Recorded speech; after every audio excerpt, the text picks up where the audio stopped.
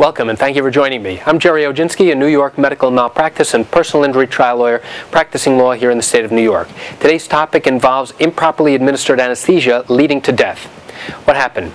A young man underwent an appendix surgery at a local hospital in Manhattan and was told that it would be a routine procedure. He'd been in and out the same day.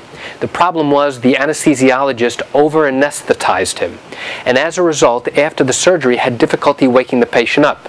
So they told the patient, you know what, because you're so groggy and sleepy, we're going to admit you overnight to the hospital and just to watch you.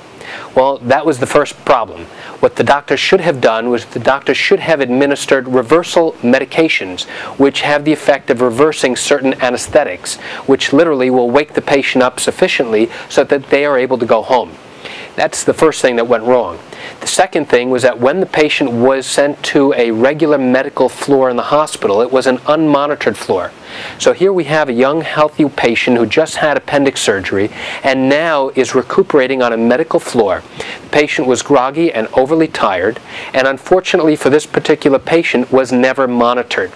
On a regular medical floor in a hospital, you will be lucky if the nurses come around every 4 hours to check on your vital signs, to make sure you're still alive and still breathing. Unfortunately for this patient, the nurses did not come around every 4 hours. They came around every 6 hours.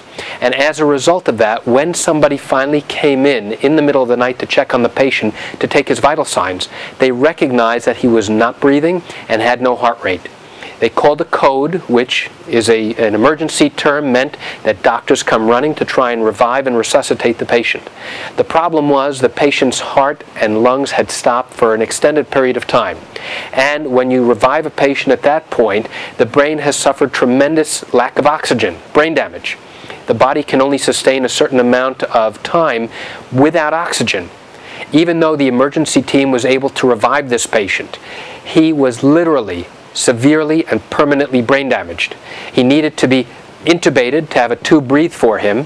He was unresponsive to any type of stimuli and was in the intensive care unit for 7 days until he deteriorated and he suffered something known as multi-system organ failure, which means that every one of the organs in his body are shutting down because they've been harmed from the brain damage as a result of the initial lack of oxygen. Had they recognized he was over-anesthetized, had him properly monitored on the floor, and revived him in a timely fashion, this young man would be alive today. And that's it for today's video tip about brain damage and death resulting from improper administration of anesthesia. I want to thank you for joining me. I'm Jerry Oginski. Have a great day.